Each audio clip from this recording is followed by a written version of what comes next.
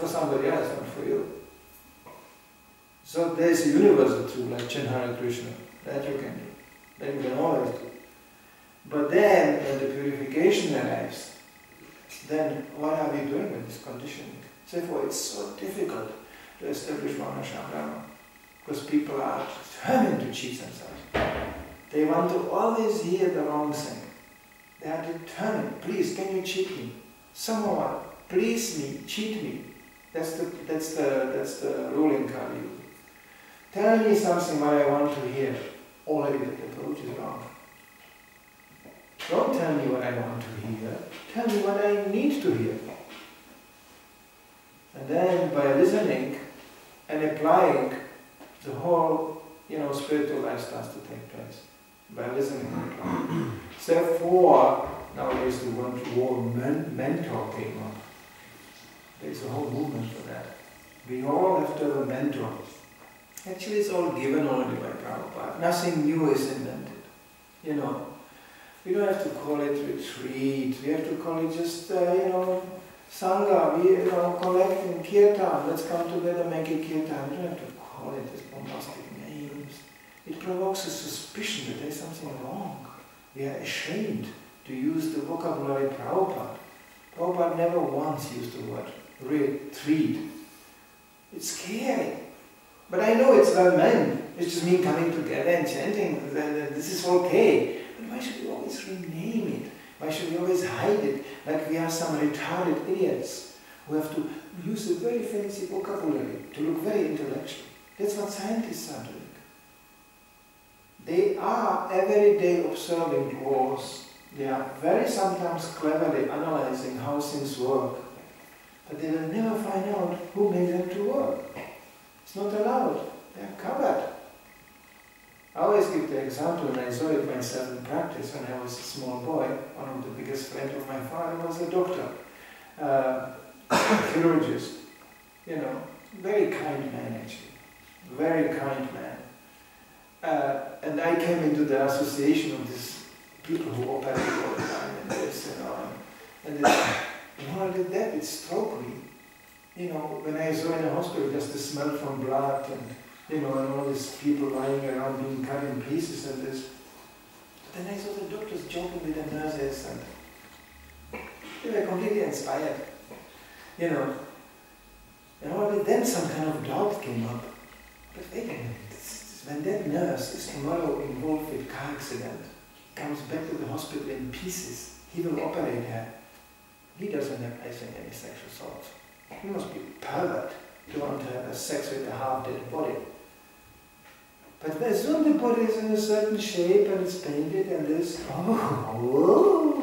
so much inspiration is there suddenly. It's nuts. He doesn't understand. You just peel 2 centimeters away from that, and what do you want to date? You want to date that thing underneath? And they make poems about this. Even people like Goethe and these big intellectuals, they write romantic poems, or your hair, or your skin, and your shape, and your breasts, and your behind, and your rectum, and who knows what they glorify. You know what they glorify? Go in a hospital, go in a morgue, and look what they glorify. How could it be more bizarre? Your hair, just here, please. Have a half a kilo. Keep it. Your skin. Oh, you want a little bit? They glorify even the fingernails. Can you imagine beautiful fingernails? Yeah, I can cut them all off and you can have them. This is so bizarre, but you don't see it. It's right away there in front of us. We are carrying this equipment every day around. This skin and all this kind of stuff. And you don't know. Sometimes we look in the mirror and say, not so bad. That's very good, isn't it? It's just a bag with blinking things here, with liquids just drooling out of the mouth and hair going out of the nose. And then we have this system of attractive and not attractive, beautiful, not beautiful. Come on, what are you talking about? But this is Maya. Maya means that it is straight in front of our eyes, and we don't see it. Therefore, help from outside has to come. Therefore, a mentor has to be there, or Shiksha Guru, as we call it. a strong propaganda for this. Because this movement grew so big that, let's face it, you know, the local individual spiritual masters, by the time you have 4,000 disciples, you don't know who is number 3099. Prabhupada did. How he did? I don't know. I don't know how he did that. But he knew just a devotee even leaving the movement, coming back 5 years later, Prabhupada is, welcome, you're back again, very nice. He remembered the services they did. He remembered everything, especially the early generation. Unbelievable. There was not one incident where Prabhupada said, who is this?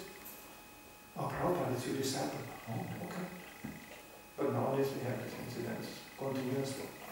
So it's not a criticism, it's just happening. Okay, let's face it. So therefore we are raised, I really like the statement of David Maharaj, Godbrother, who said, bringing somebody back home, back to God is a group effort. And he said, and you know where I got it from? He was a beach, you know, what is this guard on the beach, making sure nobody drowns. Lifeguard. Lifeguard. You know, there's quite a few gurus who are lifeguards, I don't know, you know. And he said, that's how it works. It can even happen. You see from the tower, oh, this man is too far in the ocean, he's drowning, he doesn't come back. So you run into the ocean, you know, and they just run and poof, and swim to him. Finally reach him, he's practically drowning. You grab him, and you know, they are trained for that. A drowning person, his lungs are already filled up with water, his brain is gone. He will grab you, he's so desperate, and try to strangle you or drag you down too. It's very dangerous. So you have to come from behind, you know. And as he goes, you grab him from behind under the arms and make sure that the arms don't reach you at the feet, because he's nuts. He's completely gone. But it can still happen. If it's a strong man, he starts to drown you. How do you do that? He said, well, then the next beach guard running, because he's watching. He is pulling him down, okay, and he's running again. So he described the return back home, back to God like that. And we saw it in practice. We saw gurus falling down. We saw being overpowered by amount of disciples, being overpowered by their karma. And believe me or not, Srila Prabhupada did say the first initiation is the most important one. It's not just the encouragement to chant Hare Krishna. I found it now all confirmed. First initiation is the most important one. The second one doesn't have to be in that. He said it's not necessary in a later portion of his preaching he said it's not necessary that all devotees receive second initiation for one simple reason, because they are not qualified. When I joined, it was automatic. 1 year, you know, after the first initiation came the second one. Regardless if Prabhupada was present or not. You just got your strength. Well, what you do with that strength, I don't know. You know, some devotees, they just sit after a while, just my way, you know, just us. And all this, you know, yeah. I remember in some temples they had the Brahmin strings hanging in the Pujari rack. When you know, when Paramhamsa emerged from the slums of Christiania, you know, a little bit washed, they shaved him, they said, why, we have no Pujari this week. You know, but you used to do puja. Yeah, I know you chant, anybody can learn this stuff. So they go, okay, but where's your Brahmin string? Oh, no, I just lost it. Okay, we have here extra. Put the Brahmin string around him and put him on an altar. Then he did this. Used to be incidents like this I had from America. Fortunately, it's not practiced in Copenhagen because there's no need. But, you know, when you have a big temple with more deities as devotees in the temple, then you have a problem. You know, you are looking for any little bit puja you can do. Pujaris are not very common people, you know. Pujaris, cooks, and temple presidents, very really try to keep them around because there are very few. Very, very few. And some Kirtan devotees, of course. It's all rare. Devotees are rare. So we have to secure our Krishna consciousness by a network of mentors, trying to keep the ears open. And of course it's not easy to preach to an older devotee. I know even one Gopal who gave up completely. He said, I'm not going to preach to older devotees. We can be together, but that's okay. No real lecture. Because what? Because they think they know everything. You know, it's very difficult. It's like a full glass, what do you want to pull in there, you know, it's flowing over. You know, a little bit radical conclusion, I would say, you know, yeah. Because we should have this space open always, something, okay? It should be there. But mentor, guru, guide, it's all the time needed. For practical purposes, kindness will confound them in any operation. In Japanese even, when they, because they are the Vaishya business, so when they bankrupt a whole, you know, big company, you know what they do? The first one who employs the chief of the company, they give him even a good salary. And they said, how is it possible we could bankrupt you like this? The competition hires him. They say, you work for us now, and you tell us all the mistakes you did. Because we don't even understand how we could actually bankrupt you so easily. You know, and you tell us. And they learn from him how to not do things. You can learn both ways, how to do things and how not to do things. You know, of course it's difficult to approach a stupid person and go, please, can you advise me? How can you be so stupid? I mean, it's genius. You know, and how is it possible that everything you touch is ruined? You know, can you advise me please, so I don't have to ruin that? Well, the problem is, as Prabhupada said, you cannot teach an idiot because he's proud. He will say, no, you are the idiot. You are the fool, not me. You. So such a person can be taught only by the laws of material nature, because there you cannot argue. Material nature will go, great knowledge. Here comes the lust. Bang! Great knowledge. Here comes another one. Bang! Maybe down the road somebody will learn something. Maybe. But there are people who don't learn anything. And we know quite few of them. I mean, you could go around and look. People don't learn one thing. They just do the same mistake again. He did it, I did it. Maharaj Yudhishthira goes even so far, he goes, isn't it amazing? The most amazing thing in this world, they're all dying, nobody gets the point. Look, it's physical evidence, he's dead. And then you, what are you doing? Oh, I plan, they live forever. You know, yeah. Why? You don't see it? It's visible, it's no question of faith. It's a physical evidence. Okay? Like the scientists are proven wrong on every step. No, they keep on repeating the same thing again. And they throw money for that. That was what Prabhupada was very practical. He said, if they would do it at least for free, but they are sucking money like hell. All these education institutions, you know how much it costs. You know how many sannidhis you can make out of that? You know how many ratayatas you can make out of that? You know how Krishna consciousness could flourish if you could get a little fraction of this.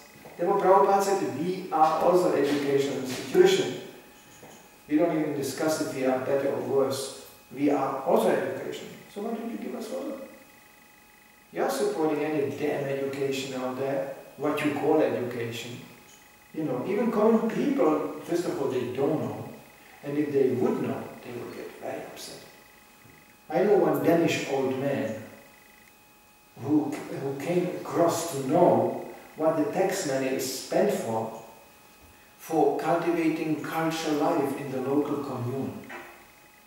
You know, this, what is it called, this part? This you know, thing. You know, this next neighboring district. You know, yeah. He came in and he said, seminar for upgrading cultural life, for engaging people who are unemployed. They keep on, you know, being more virtuous and more He said, you know what they did? They bought 50 computers, fill up a hall with this, and they are playing games on these machines. Like in a casino. And this is what the money is spent for. The man was furious. He said, yeah, that's a pensioner, you know. He said, that's what I want my whole life for. To make Denmark beautiful. And here we have a bunch of idiots sitting in computers playing computer games. You know, and this is what the tax money is spent for. I mean, it would be very easy to go around and ask questions, what is this spent for? That you mean it's uplifting people. Let's not speak about spiritual life, just plain logic. So this is the stupidity we are facing. So we should not be part of it. We should not embarrass ourselves, Srila Prabhupada, in this movement by constantly hallucinating. There is, Prabhupada gave this tapo and then divyam. He gave us the tapasya, and it's not the tapasya we invent on our own. It's a practical tapasya. Just to preach and be a devotee, it's tapasya enough. You don't have to invent something extra. Just to be a devotee, go out and try to give people Krishna consciousness, it's tapasya enough. Just to live together is tapasya. There's problems on every corner. From drying laundry up to cooking, everything is more or less, you are facing the material energy. And material energy is Durga. Dur means very heavy, and Ga means gold. So it's very difficult to go. And in that field we can prove ourselves. And what could be more illustrative as Arjuna's, destiny? After all the knowledge was spoken, fight. What a fight.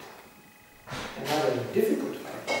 It's not like, it's all fine, here we go. Krishna said he's the supreme controller, he will do it. Everything is fine. You can sit here and chant. No. God helps those they help themselves. And there will be, it's a combat. It's a fight. So, so there will be frictions, there will be problems, there will be things, there will be conflicts, there will be all this. We are not spared of anything. Prabhupada wasn't spared of anything. Nothing. And as bigger the movement grew, the worse it got.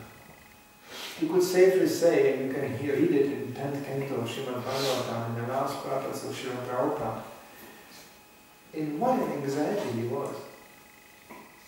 But not about himself. He always refused. He refused medicine. He refused to discuss his condition of his body. He was a horrible patient. I just read, Kirtananda Swami standing in front of him, furious. He said, Prabhupada, you are fasting since 5-6 months. Now your sister Pishima came. And you said she should cook for you. The doctor said, you eat one piece of solid fruit, you will not survive the day. You will die immediately. This body, kidneys, everything, finished. Prabhupada said, but she's a Vaishnavi, she wants to cook. I have to eat. And she cooked for him a complete normal feast. With samosa and everything. He didn't eat for half a year almost. Just liquids here and there. And even that was problematic. So Kirtananda said, Prabhupada, you eat this, I'm leaving. I'm not going to watch you. Watch this, how you eat this and die. I'm going back to Vrindavan. I'm quitting. I cannot be here. I'm completely freaked out. Out of concern. So, so Prabhupada said, I have to eat. Besides it, I like to eat. Okay. Then Prabhupada eat and die. The devotees were just running out of the room, crying and chanting and praying and this. Pishima came in with a whole feast. And he ate. From zero. From fasting, he ate. So sick. And then devotees sneaked in the room and said, Prabhupada, but you said you have zero taste. He said, it's slowly coming. He ate this. And there is no record of any discomfort thereafter. He never did this again. Because next day they said, Oh, that means, Prabhupada, we can cook for you again. We can make a big feast. Prabhupada said, no more taste. I don't taste anything. So that was finished. It was the last and only feast Prabhupada ate before he died.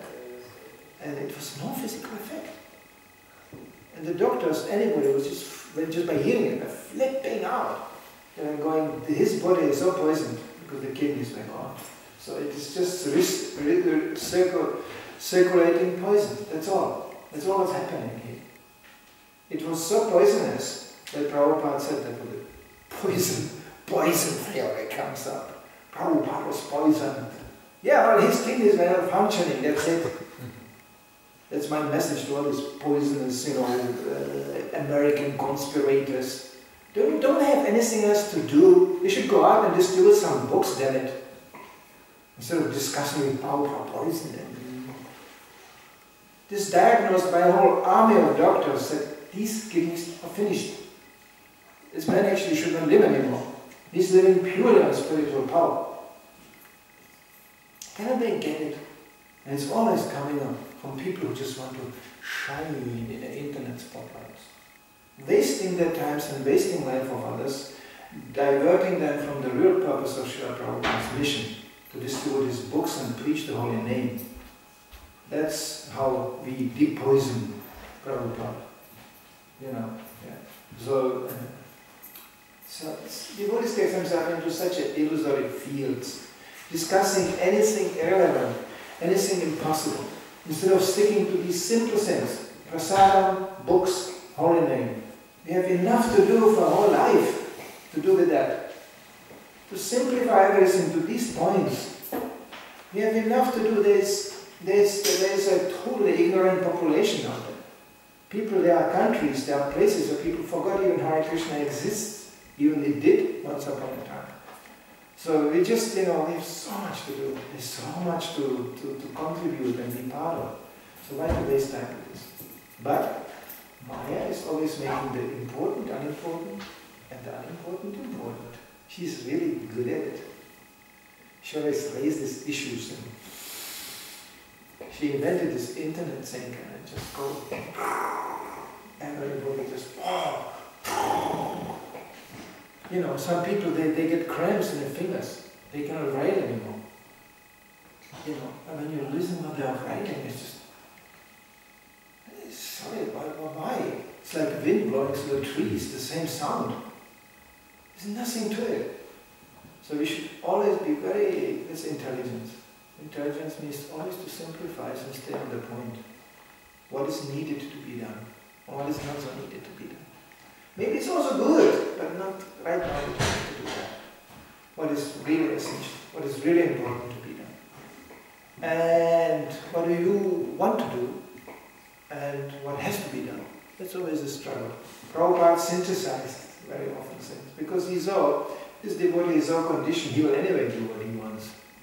So let him engage his desire somewhat, Prabhupada call it Krishnaized, But that's a kind of compromise situation. Then Prabhupada realized this devotee is ready to give everything. No personal agenda whatsoever. Then came the real treatment. Then came it really straight out. Then Prabhupada said, Brahmachari is like a machine.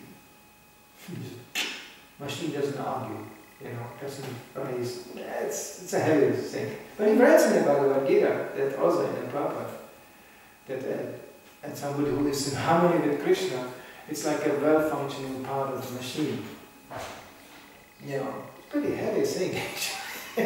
In today's, democracy and freedom and this Prabhupada said, no. Just like a wheel in a machine, and you go click, click, click, click, click. That's a really challenging statement. Because the next question immediately will be, but what about me? I merge in Krishna consciousness. I will lose my identity. No, you will gain your identity. Because the secret is, when we become like this, click, click, click for Krishna, then we realize, actually, this is me. It's actually very nice here. I'm just going to click. Krishna goes, click, click, click. That's the prayers of advanced Vaishnavas. Please, Krishna, just use me. As one of my described in the Vyasa Puja offering Prabhupada, yes, I strive for oneness. Not the Mayavadi type, but oneness in desire. That's the perfection. You want, I do. You want, I do. It's a very, very high goal because you really have to get out of your false ego and any concept, even of a spiritual kind, which is not fitting the present desire of the Acharya. That's a challenge. And that's something to work on. And when we come into that position, just become my tool, you know. Yeah. And when we come into that position, then the real ecstasy arrives. Such an ecstasy that you will forget to sleep, you will forget to eat, you will forget naturally, because you will be so nourished by that emotion. But that's the goal, that's the idea. Until then, there'll be lots of discussions and lots of discussions, revolutions and non-solutions. You know, he closed once the whole GPC meeting down like this. He said, so much discussion, so much resolution and no solution. So therefore, I am the only GPC now, everybody goes in a kirtan. And the devotee actually said, this is quite a good idea. And they all were chanting and Prabhupada was going, okay, that's it. He closed down the show for that particular moment. Because it just became so, he realized, we are not up to it. We are not mature enough. And we are losing the focus. So let's chant and get the focus. And then, when we are all focused, then of course on the way there will be discussion. There will be so many things to clarify. So for communication is absolutely necessary. And that's the real Vijnana. Vijnana which is aiming. How do you realize Vijnana? How do you realize something? Realize something. These few symptoms. You can realize it right away on his social awareness. That he realized we are all parts of Krishna. Hey, here's another part of Krishna, another part of Krishna, another part of Krishna. It's not just me conducting devotional service, me and Krishna. That's the privilege of a Kanishta Adhikar. Madhyama Adhikar is expected to realize, hey, there's parts here. And you know, and how do we work with the parts? How do I fit between the parts or with the parts or something like that? And that manifests sometimes on a very simple level, like personal hygiene. You know, you cannot drop your sin. I don't want to turn this now into a temple meeting about how to, you know, how to collect your dirty laundry. That's very trivial in connection with Bhagavatam, but it is there. Yeah, that's how you can see things, how things are happening. Yes, look. Like example, I have now hot feet, okay? Or I may have hot feet. So I take even right now the socks off. And I will keep on giving lecture. After the lecture, I just walk out. But it's left 2 dirty socks. I will never come back to pick them up. That's your problem, not my problem. How would you feel about it? What? And I say, yes! And I knock out the cup with the water, and the water is spilled here. And I keep on preaching. The spilled water, it's your problem, it's not my problem. Now this is happening here all the time. But be aware of that. All the time we are leaving things for others to standing in their way, or you know, or I can give you a whole seminar on tamagun. Okay, tamagun is I drink from the cup and I put it like this.